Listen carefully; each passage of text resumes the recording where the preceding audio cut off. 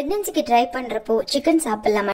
அது மட்டும் இல்லாம சிக்கன் சாப்பிடறதுனால பிசிஓடி ப்ராப்ளம் வரும். அதை பத்தி தான் இந்த வீடியோல பார்க்க போறோம். அனைவருக்கும் வணக்கம். பிரெக்னன்சிக்கு ட்ரை பண்றப்போ சிக்கன் சாப்பிடலாமா அப்படிங்கறத பார்க்கலாம். இந்த கேள்வியே நிறைய பேருக்கு இப்ப வருதுன்னா, நிறைய விஷயம் சமூக வலைத்தளங்கள் மூலமாகவும் இன்டர்நெட் மூலமாகவும் தெரிய வருது. அதாவது சிக்கன் சாப்பிடறதுனால பிசிஓடி பிரச்சனை வருது, இல்ல பிரெக்னன்சி டிலே ஆகுது. எதனாலனா இந்த மாதிரி சிக்கனுக்கு ஹார்மோன்ஸ் எல்லாம் செலுத்தி அதை வளர வைக்கிறனால அதை சாப்பிட்றதுனால பிரெக்னன்சி டிலே ஆகுது இப்படிங்கிற விஷயம் தெரிய வருது. அதனாலதான் நிறைய பேருக்கு இந்த டவுட்ஸ் கூட இருக்கு. இந்த டவுட்டை நான் உங்களுக்கு மருத்துவ ரீதியாகவும் அறிவியல் ரீதியாகவும் நான் கிளியர் பண்ணிடுறேன். நம்ம வீடுகளில் மோஸ்ட் காமனா எடுக்கக்கூடிய நான்வெஜ் பார்த்தீங்கன்னா இந்த சிக்கன். முன்ன விட இப்ப நாட்டுக்கோழியும் கிடைக்கிறது கிடையாது. அதே மாதிரி பிராய்லர் சிக்கன் கம்பேரிட்டிவ்லி விலையும் கம்மியா இருக்கு. அதே மாதிரி மற்ற நான்வெஜ் ஐட்டம் விட இந்த சிக்கனும் விலை கம்மியா இருக்கிறதுனால நிறைய வீடுகளில் காமனா எடுக்கக்கூடியது பார்த்தீங்கன்னா சிக்கன்.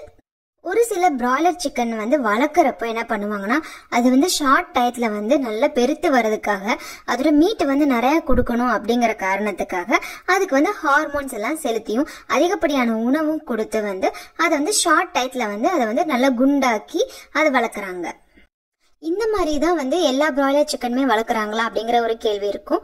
கிடையாது. இன்னும் நிறைய இடங்கள்ல பாத்தீங்கன்னா இந்த மாதிரி சிக்கனுக்கு நேச்சுரலா ஃபீட் பண்ணி எந்த ஒரு ஹார்மோன்ஸோ இன்ஜெக்ஷன்ஸோ கொடுக்காம அதை நேச்சுரலா வளர விட்டு விற்பாங்க. அதெல்லாம் பாத்தீங்கன்னா நார்மலா கிடைக்கக்கூடிய சிக்கன் ரேட்டை விட கொஞ்சம் அதிகமா இருக்கும். சிக்கன்ல சாப்பிட்றதுனால டெஃபினட்டா அதுல இருக்கக்கூடிய சத்துக்கள் நிறைய தான்.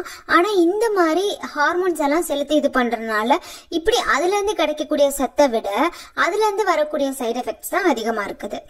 அப்போ சிக்கன் சாப்பிட்றவங்களுக்கு எல்லாருக்குமே பிரெக்னன்சி டிலே ஆகுமா, இல்ல அதே மாதிரி சிக்கன் சாப்பிட்றவங்க எல்லாருக்குமே பிசிஓடி ப்ராப்ளம் வருமா அப்படிங்கிற டவுட் இருக்கும்.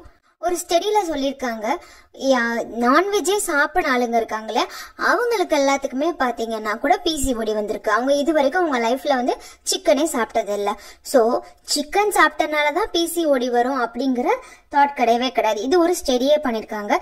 இது வரைக்கும் நான்வெஜ்ஜே சாப்பிடாதவங்களுக்கு கூட பிசிஓடி வந்திருக்கு. அதே இது இன்னொரு ஸ்டடியும் இருக்கு.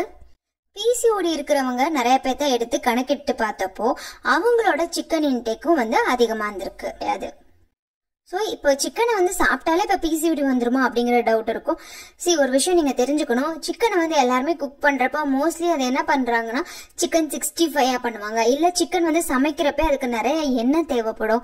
அதே மாதிரி அதுக்கு மசாலா தேவைப்படும். மசாலா அதிகமாக உப்பும் அதிகமாகும். அப்புறம் தேங்காய் எல்லாம் போட்டு சமைக்கிற பழக்கம் எல்லாம் உண்டு. இந்த மாதிரி இந்த சிக்கனை மற்ற கொழுப்பு ஐட்டங்களோட சேர்ந்து பண்ணும் போதுதான் பிசிஓடி ப்ராப்ளத்துக்கு ரொம்ப ஸ்டிமுலண்டா இருக்கும். இப்ப நீங்க சிக்கனை சூப் வச்சு குடிக்கிறீங்க, வாரத்துக்கு ஒரு நாள் தான் சாப்பிடுறீங்க, அளவா தான் சாப்பிடுவீங்க. ஒரு 1 kg வாங்கி வீட்டுல எல்லாருமே ஷேர் பண்ணி தான் சாப்பிட போறீங்கன்னா டெஃபினட்டா அதனால உங்களுக்கு எந்த இஷ்யூமே வராது. நீங்க சிக்கனை நல்லா வேக வச்சு சூப்பா சாப்பிடலாம். இல்ல நல்லா அதை ஒரு அந்த பிராத் எடுத்து கூட நீங்க குடிக்கலாம். இந்த மாதிரி பண்றதுனால உங்களுக்கு டெஃபினட்டா பிசிஓடி வராது.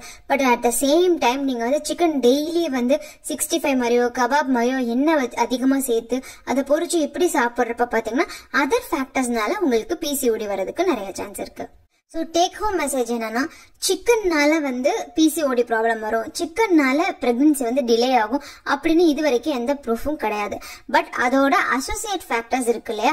ஃபார் எக்ஸாம்பிள் இப்ப நான் சொன்னேன் சிக்கன் சாப்பிட்றப்ப எண்ணெய் அதிகமா சேர்க்கறதுனால பிசிஓடிக்கு அது ஹார்ம்ஃபுல் தான். ஸோ அப்ப இந்த மாதிரி நீங்க சாப்பிட்றத அவாய்ட் பண்ணணும். அப்ப நீங்க சிக்கனை சூப்பாவோ இல்ல வேக வச்சோ அந்த மாதிரி நீங்க சாப்பிட்றப்போ அதுல இருந்து கூடிய சத்துக்களும் உங்களுக்கு கிடைக்கும். அது மாதிரி அளவா வாரத்துக்கு ஒரு வாட்டி இல்ல மேக்ஸிமம் ட்வைஸ் அவ்வளவுதான் நீங்க சாப்பிடலாம். டெய்லி சாப்பிடுற ஹேபிட்ஸ் வச்சுக்க வேண்டாம். ஹோப்ஃபுல்லி உங்களுக்கு இந்த இன்ஃபர்மேஷன் யூஸ்ஃபுல்லா இருக்கும்னு நினைக்கிறேன். வீடியோ பிடிச்சிருந்தா லைக் பண்ணுங்க. இந்த வீடியோ பார்த்ததுக்கு நன்றி.